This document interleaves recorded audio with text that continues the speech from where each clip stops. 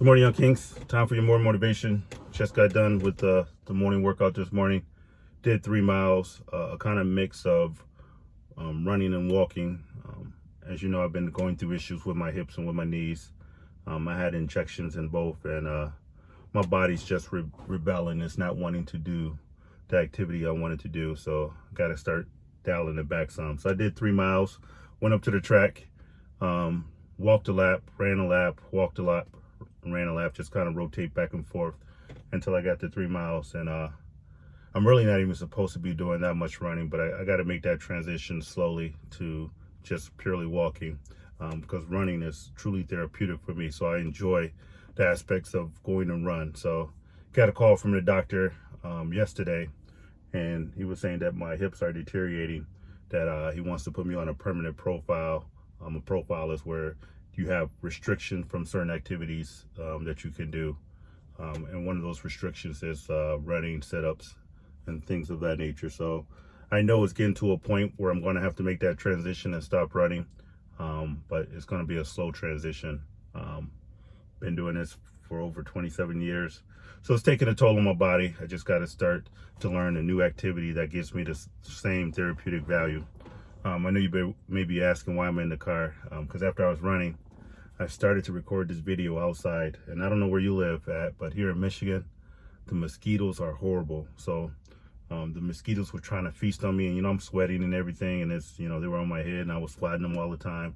So I figured I might as well just get in the truck, because it's been raining here, and this last few weeks the mosquitoes have been feasting. So decided to be pure from distraction and just to go ahead and get in the car and do the recording video. It's been a little while since I've been on. Those who haven't been following, this is going to be a new series, and I've been struggling with the title on how to capture what we're going to cover in this series. I know what I want to cover, I just haven't came up with the title. So it's just going to be simple. The battle of no love, no hate, stop caring so much. And I know it seems kind of difficult. We just went through the rebirth, so we were just we reintroduced the world to the authentic version of ourselves, and that is an important step. So that's a step that you can't miss, because we've been inundated with the impressions of others. We were born to parents who were imperfect. We didn't get to choose our parents. We didn't get to choose our race. We didn't get to choose our gender. We didn't get to choose any of that. All that was predestined, God ordained. God placed us on this earth at a specific reason, for a specific time, and a specific purpose. And we didn't have any say in that, but he entrusted us to parents, and those parents were imperfect in their execution of raising us, because they didn't have the perfect parents themselves. So they taught us from a very limited perspective of what they knew about what was right and what was wrong. And then they handed us off to an antiquated education system. And the education system then tried to manipulate us and train us to be robots, to regurgitate theories, facts, and things that they taught us. And just that's how they measured our aptitude, was what they taught us. And they were imperfect, and their education system is not all encompassing. So there's a lot of things that's lagging behind there. So you're still at a deficit. You got a deficit from what your parents taught you. You got a deficit from what your education system has taught you. And then if you graduate and you go to college, they hand you off to professors that's going to train you to how to navigate this world and how to be productive in the workplace. And depending on your degree, there's a lot of inadequacies about that as well. And then from there, they're going to hand you to a set of employers, and employers are going to kind of condition you to do what they say, when they say, and how they say. So you're always being less than authentic in those positions if you're not careful, until you go through that rebirth process of reintroducing and really assessing what it is that you want. Because we do have free will, although a lot of us surrender our free will for the purpose of getting along, going along to get along. In the rebirth is for us to take that power back.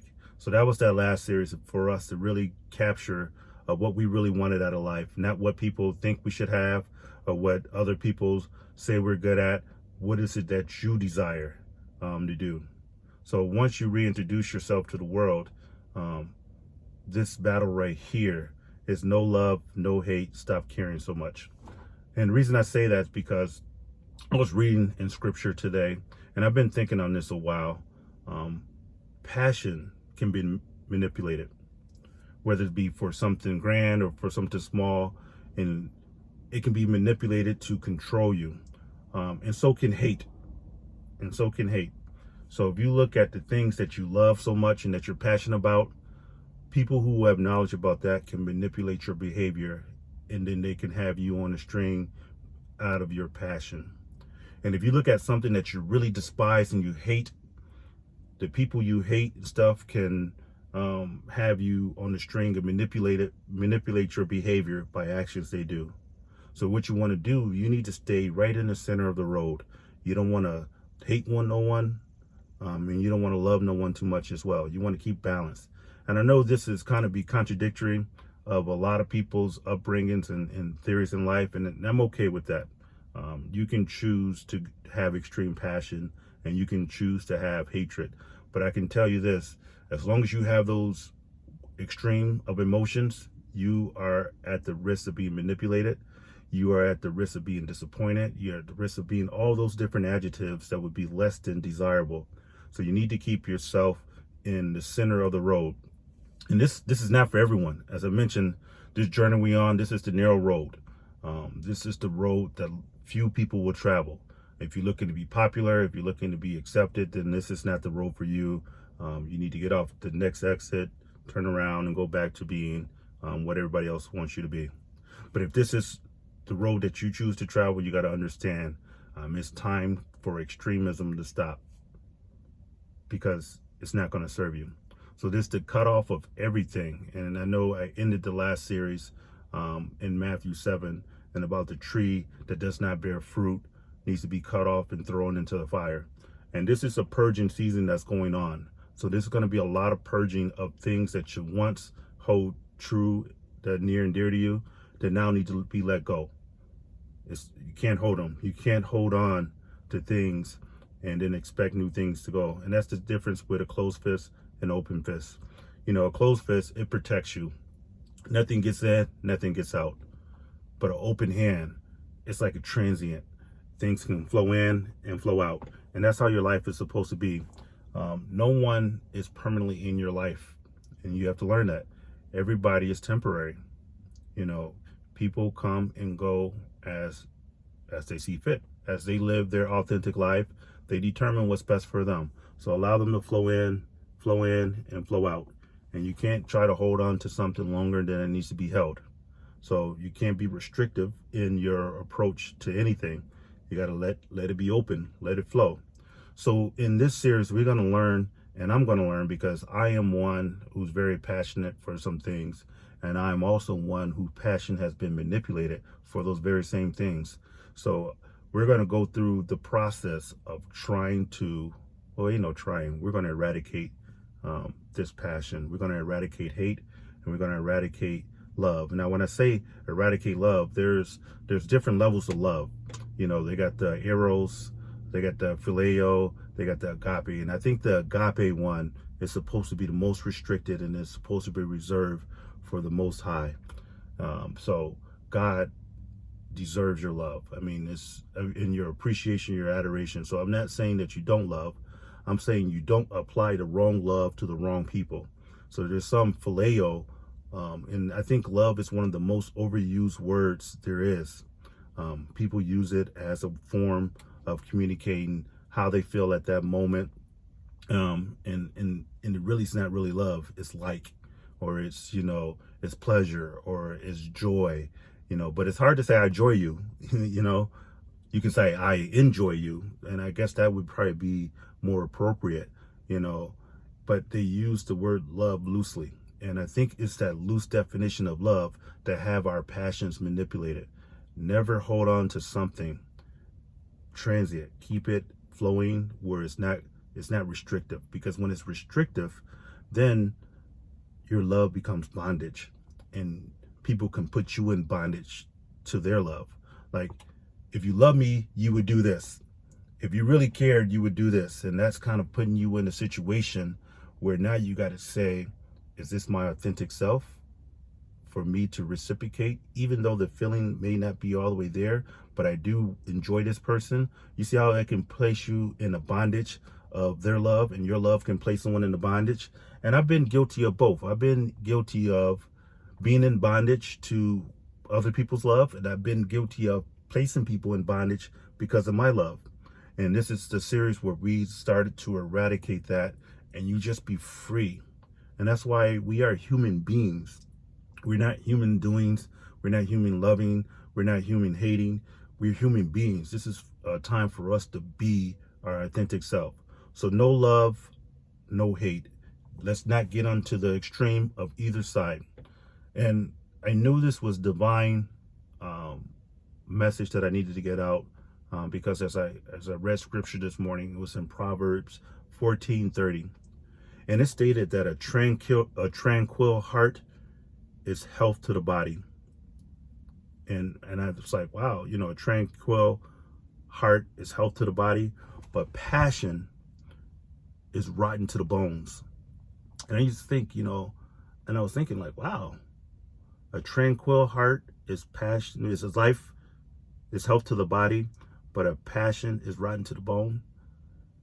And it's conflicting because all through your life, you hear people says, find something you're passionate about and you need to do that.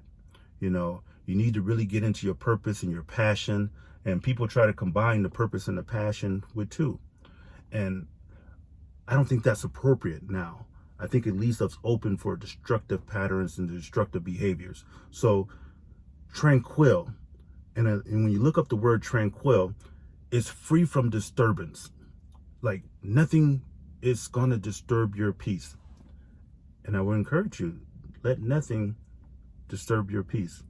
Whether if it's for a passion or, for a purpose or something that you care about, it should not disturb your peace.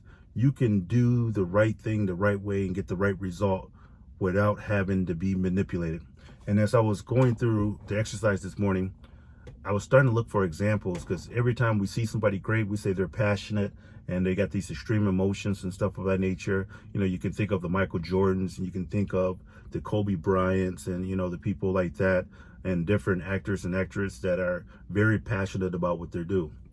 But even in the research, you go to, you look at actors and actors and actresses, when they go to these extreme roles and that they have to play, they really embody what they're playing.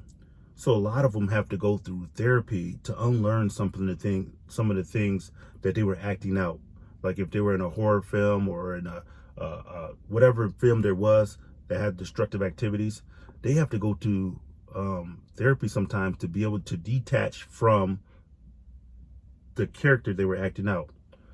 And the reality is that I think some of us need therapy as well, and I'm still in therapy, to detach from my adaptive self and becoming more into my authentic self.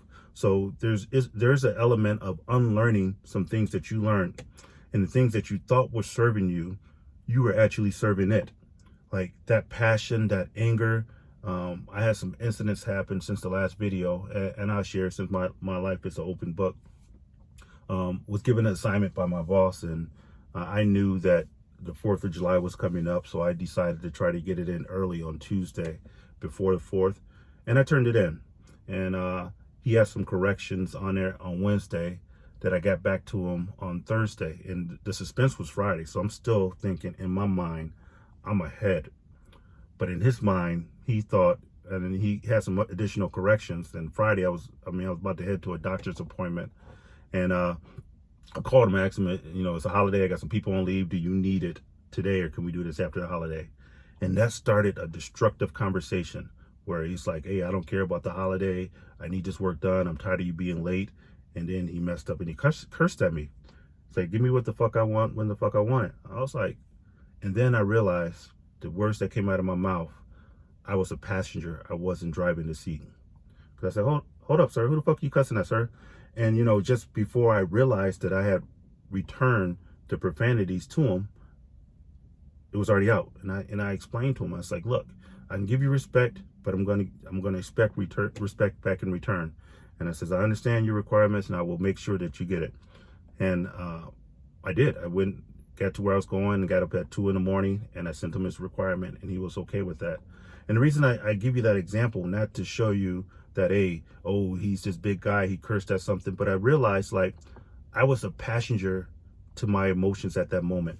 And not to say that I should have just let someone disrespect me, but there is a saying that you need to sometimes let water flow off you like water off a duck's back, just letting things go. Because everything that you think needs to be addressed don't need to be addressed. There's some things that will be better left unsaid. And the reality is that, and there I go saying the reality of the thing is, I'm going to correct that. But the truth of the matter is, and that's another way of saying the same thing, is that it would have been okay if it was calculated, and that's what I wanted to do. You know what I mean? If it was something I had planned and say, yo, I'm going to tell them off and that's what I'm going to do. But that wasn't the case. I was a passenger in that moment. As soon as that happened, I got out of the driver's seat and anger stepped in and it started driving for me. And you never want your extreme emotions to take the wheel of your life because they will drive you off a cliff. It would put you in places of destruction. It will put you in places that you will sit back and wonder, how did I get here? And there's a lot of people that serve in life sentences or in jail for things or are no longer existing on this earth because they had an extreme passion that rage took over and it just captured their emotions and it just started driving for them. And they weren't thinking, they were just reacting. So this is a series so we can stop from being reactive to being proactive. And anything you hate or you love have the ability to manipulate you. You can say even religion, and especially religion, they can get you into all these rules and regulations of what you need to do and how you need to do to be accepted by God. You know, you got people that's, imperfect themselves telling you what sin is. And this is not a video to give you a license to go sin, because if you're really practicing the authentic version of yourself, you're returning back to the essence in which you were created. And God created us, and when he created us, he said we all were good and it was acceptable. So when we're returning back to our authentic self, we're just taking off the bondage and the change that this world has put us in, because this is a world free. This is not a free world. This is a world that bondage is, and bondage is not always chains. Sometimes people are in bondage to ambition and success, and I've been there where I've been chasing the next best thing, and I've been chasing the next goal, the next dream, and I was in bondage to doing that. And I wasn't a pleasant person to be around while I was pursuing those things, and I was expecting everybody to understand what I was doing. But it comes to a point where you got to stop caring so much. And I know that sounds contradictory to the way you've been living your life. You want to find the person you love and spend the rest of your life with. You want to find a career that you're really passionate about. And you want to find all these great things that's on this side of the extreme. And you want to avoid everything that you hate. And you want to sometimes combat the things that you hate. And you want to make a stance, and you want to have your boundaries, and you want to make sure you go out and address that. Stay in the road. Stay in the middle of the road. Don't move to the left or the right. Stay in the middle of the road. And I think it's important for your own mental health, because this is a mental health check as well. Because when you get off to either side of the extreme, there's going to be health consequences behind that, or side effects from that you got to be careful. And I'm going to do some more diving in and research on the effects of passion and hate. I know wars have been started over both. I know relationships have failed over both. I know people are not talking to family over both, whether they feel they were offended or they feel that they were their love and their stuff was misappropriated or not appreciated. So there's a balance between the two. Stay in the middle of the road. And as I was running, as I gave you the example about Michael Jordan and Kobe Bryant, I thought, who would be a role model for this passionless existence, but still excellent? And I came up with Tim Duncan. When he came in the league, he graduated from Wake Forest, and he was very stoic in his emotions. And but he played basketball with precision. And I know Shaq used to call him the big fundamentals. And he wasn't to the extreme emotion. He didn't get too high. He didn't get too low. And he was the MVP of the finals and got a few championships. I'm not sure how many he has, but I think about four or five championships. And I haven't seen someone that's that good at something and that was in that much control of their emotions. The most you would see out of Tim Duncan is a little like that. You give it a little fist pump. But he wasn't running up and down the court, jumping and doing all these things. He just got on to the next play. And as I was running and / walking this morning, I realized that that's how we're supposed to be. You know, it's one thing to celebrate a success. It's another thing to be down about a disappointment. But both of those extremes, if you celebrate success too much, then you're probably sabotaging yourself from future success. And if you're down on yourself by a bad game or something that went wrong, then you're probably sabotaging yourself from recovering and getting back into a healthy state.